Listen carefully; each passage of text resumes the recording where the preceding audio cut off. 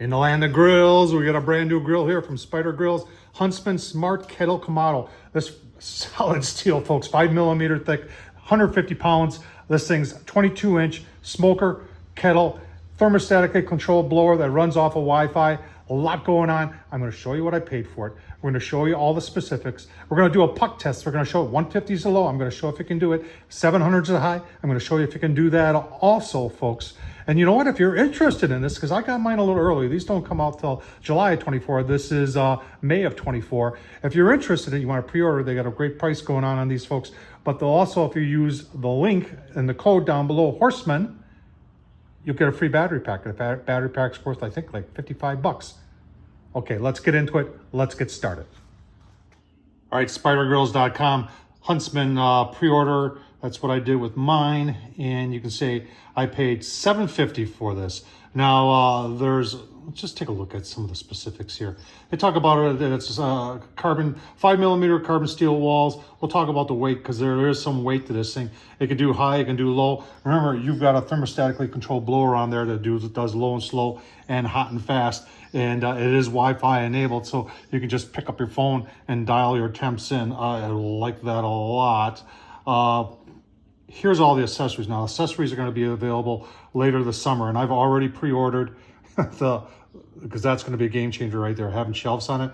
And then they have this indirect kit, and they've got a cover, and I think they're not showing it here, but I think there's going to be a rotisserie too. Don't quote me on that, but that stuff is all in the works here. So I'll tell you what, you're saying, well, Tom, that's 750 bucks. Sounds a little pricey. I'll tell you what, let's compare it to something here. So that right there is a lot like that right there. And this right here is $12.50, quite a bit more, and it does not include a thermostatically controlled blower. So there's a lot of similarities. This is built heavy duty. This is $12.50, and I'm sure it's heavy duty. I've never used one before, but I'm sure they're heavy duty. But there's a lot of similarities there. And if you were on the fence saying, hey, you got to get one of these Weber Summit Kamados, I'd go with that one. Let's get into more of the details. Right, some of the specs on the Huntsman. It is a 22-inch kettle. We'll talk a little bit more about that. And there's your dimensions right there. And the weight, like I was saying, this thing's a behemoth, 150 pounds. All right, let's start by taking a walk around the outside of the Huntsman. First thing you're going to see is these steel handles and how thick the steel is. And this is a piece of knurled, I think it's aluminum, but pretty cool. Look at the hinge. You're saying, well, what's that door for? So instead of having to open up your grill to add chunks or more charcoal during cooking, yeah, you can open up this thing right here. Look at that. And, you know, they took into account that this is going to get hot and there could be some warpage here. Look at the look at the struts they put in there to hold that thing in. And we'll see how this handles, but it's got a big, thick gasket there, so I think it's going to hold together pretty well. You've got a bolt here. We're going to talk a little bit about what that is for. So they got a little tool holder that's on the other side. They give you the option to put it on one side or the other. You've got your vent right here. That is stainless steel. That is very, very nice. And then over here, well, all I can say about this hinge is that it is heavy duty, and it's you know, this is probably the most difficult part of assembly is putting these 12 bolts in, but everything lined up. It didn't take much. And then there's a tool that goes in there that locks it, and you have, they give you a whole toolkit. In fact, I should show you that. I'm gonna show you that. Then coming around, there's your tool holder. You've got a little for your ash that you can then go on the inside, and then there's that locking tool that was holding things in. And you're wondering what this is for. And I honestly, so if you're asking, hey, do you have to use the Venom? And I say you have a power outage, or maybe you're using it somewhere where you don't have power, but you can. And this is, if you notice, this is at grade level, and it's just opposite of your vent. You can open that up, not use your Venom, and still finish your cook or use it to do a cook. So they give you a little toolkit here. It's actually got a ratchet in, and this is the piece you use to adjust your spring. So the spring is adjustable to whatever you want, and then all your other tools are in there. And then there's actually a magnet in this bag I think that's pretty cool. So like that'd be a good place to put your probe port that you would put into your meat. So really cool idea by Spider Grills doing that. All right, let's move on to the inside real quick. I know there's a lot to cover here, but your latch is right here. And to open it, you just push down and lift up like that. Now, you can adjust that spring to however you want it, but when you open it, it goes like that. And to close it, you just go like that. And the spring tension is, you can see you adjust it to however you want it, and that's how I want it. Now, in the back, that's that probe I was talking about. So you can put the probe in the back, or you can put the probe right there. And that just comes out, and then you screw that in its place. And I've decided to put it back there. I think that's a good place. But I like the fact that they're giving you two options as where to put it. And then you're looking at that grate. That is really, really cool. The Spider grate. Big, thick gasket material right here. Look at the thickness of the steel. I mean, this is, and that's just not built up right there. That is 5mm thick. That's thick steel. Now it does come in two pieces, your grate here. You take them off like that, or you've got a grate holder just like that comes out just like that. Now, at this point you're asking, Tom, does a Weber, anything from the Weber 22 fit in there? Let's find out. All right, so I've got a steel plate here. I can't remember where I got this from, but this fits in the Weber 22, and it is, it's gonna be the perfect complement for in here. Let's see if it fits. Look at that. So any questions whether or not Weber 22-inch stuff, at least with grill grates, will fit in there? Yeah, absolutely, they will. All right, so looking at these silver things, that's obviously where your grill grates sit. Now, you can see they've got different levels there. So this is all part of the accessories that they're gonna have. I think that ceramic deflector that I ordered, I think that's where that's going to fit. And that would give you another level. So if like if you want to do a beer can chicken or stand something up, I think that would work out very well there. But once again, you're looking at the massiveness on this. And you're wondering if this is seasoned. Per Spider Grills, this is pre-seasoned twice. Pre-season before you get it, and apparently there's going to be another seasoning kit that's going to come with it, so you can continue seasoning it through time. Now the next obvious thing is this thing. When I took this out of the box, I said, well, there's two grill grates. I wonder where the charcoal grate is. And this is this massive thing down here, and that's why this is where it stops as far as Weber accessories. So if you're wondering if the slow and sear, yeah, the slow and sear will fit on here, but it's not going to fit. It's not going to fit at all. So these are your grill grates. I mean, your charcoal grates right there, and you can see your ash sweep down there. Just a whole lot of cool things going on with this grill. And like I said, look at the size of that.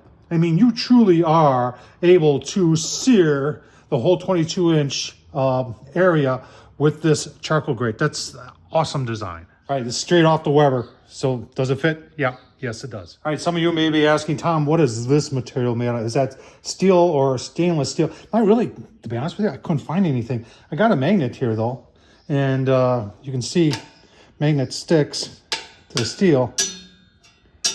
Magnet does not stick to this, would indicate that this is quite possibly stainless steel. Someone's going to ask, are the charcoal grates? So magnet does stick to the charcoal grates, so I'm going to say that's steel. All right, a couple of people are going to ask how this rolls around. So there are 3 rolling casters, and they all have individual locks on them, which is really, really nice because you got 150 pounds of control here, and those are very heavy duty. All right, so down to Venom, we'll show you how this works. That's your on button right there, and it's automatically going to tell you what the temp is inside the grill. So it's 68 degrees right here. To set the temp, we've got this temp button right here. I'm going to set that. And it's telling you, reminding you to close your ash gate, I mean your vent gate. And then 225, but you can adjust it up and down. Remember, it's 150 is the low and 700 is the high. So say we're going to use 150, that's our temp, then we would press the temp again, turns it on, and tells you what to put your top vent on. Remember, bottom vent is closed, the Venom's doing everything. It's bringing the air in, and it's going to get you to 150. Now, there's a key when it comes to lighting the charcoal. You're not going to light the charcoal like crazy if you're doing 150. So if anything, I would take one piece of lump, or you can use briquettes and light maybe 1 or 2 of them and just surround my charcoal with that, and I'll let the venom do the rest. Remember, I said you can run this with Wi-Fi, but I found something else out here. As I only have 5G available to me here, this thing only runs on 2.4 gigahertz. So hopefully, hopefully Spider Grills is working on that. A lot of other grill manufacturers have already updated to theirs being run on either 2.4 or 5G. So hopefully they do that soon. Height of the grill grate, there's a regular Weber kettle, and you can see we're a little bit higher, but it's 31 inches to grill grate height. I'll tell you what, someone's gonna ask also what it is from the grill to the top of the dome. Let's find that out. All right, we took our Stanley, and the case we know is 3 inches. It says there on there. And we close this down, and we had it loose, and you can see we're at 4.5. So then it's, see that? Plus 3 inches. So it would be 7.5 inches from here to the top of the grate. All right, let's get it fired up. Like I said, I'm only gonna get a little bit going here.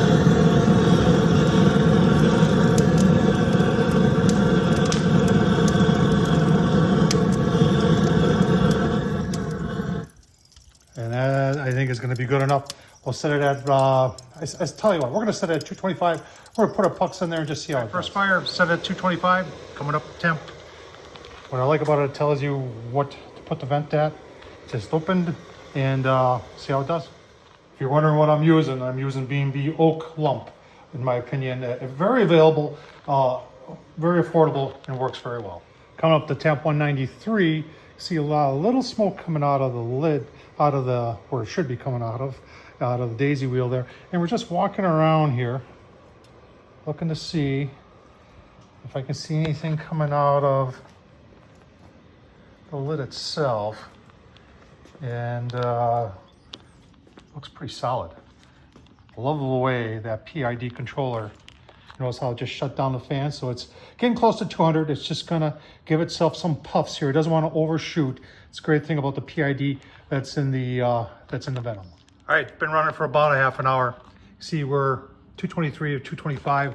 The lid, yeah, 230-ish. This is up higher. Remember, that probe is at just a little bit above grill grate height. So let's open it up and take a look at the pucks. Now, opening it up is it's kind of a two-handed dealio. You got to push down and then flip up, and then you open. I like that spring on there. Let's see how we're doing here. First one is reading 250, 350, shy at 250,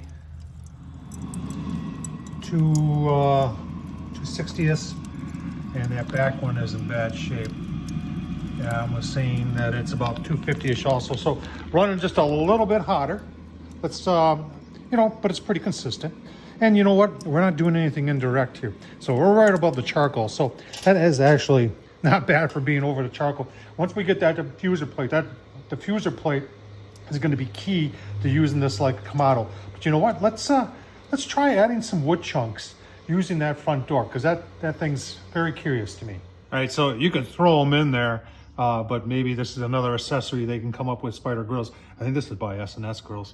But let's just open her up here. It goes up, and then let's put our chunks in, just like that, and then close it up. Kind of a two-handed deal there. Close just like that, and it's sealed up there pretty good. So I'm impressed with the seal on here also. All right, we got our chunks in there. You can see it's nice smoke rolling, and checking out the lid and everything again, and nice and tight. This thing is performing very, very well. You can say the temps though weren't the best, but once you understand the grill, and like I said, once they get some of these accessories rolling here, and those accessories are going to be the game changer for this grill. Now let's try setting up to 700. And I did take the pucks out already, but I got a thermal. We can check the grill grate. The grill grates are wide enough. And let's just go to settings here. Go to temp, and then go through that whole thing. And I just want to, I'm gonna go backwards actually to get to 700. Go to 150, and then 700. And set that. It's going to tell me to open up my vent full. which I'm gonna do. And it shouldn't take long to get to 700. Give you a look. Got set at 700. That little pile of charcoal put in there, obviously, for this beast, I had to add some more. You can see we're still raising there. I don't doubt that this thing can't get hot. You can see our lid is already reading 700. Let's get my thermal here. So like a regular Kamado, you just gotta make sure that you burp it a little bit first. Let it breathe before we open it up. Let's see, we're doing nice there. I don't know where you're gonna shoot. Obviously in the middle, we're hot. You know, so does it get hot? Yeah, it does. And that thermal mass of that steel is going to take it's going to take some time to get up to temp. But I tell you what, we're going to shut it off, and we're giving my final thoughts. All right, final thoughts on the Huntsman cooling down. See, the cap leaks a little bit. It doesn't. You can pull that right on and off. And I know people are going to say, you know, like a lot of Kamados have in the center, but they then also have kind of like a rain cap thing, where I think, you know, that could be an upgrade or something they do in the next version 2. Other than that, this thing is a tank. It really truly is, and it does work very well. Low and slow, no problem. Hot and fast, no problem. Built to last without a doubt. That one video they have with the sledgehammer is pretty cool, and I honestly believe you could do that, but I'm not going to do it to mine. Does everything that they say it's going to do. I think it's very competitively priced, and when you compare it to something that's very similar from Weber trying to do the same thing at $1,200.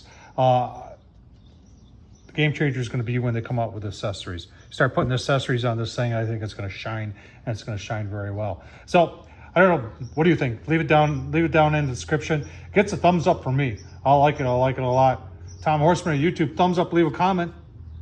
Hey, and don't forget, if you're interested in one of these, it's Horsman, and you order one of these and you get a free battery so you can run your Venom off just a battery. Pretty cool. Thanks for watching, folks.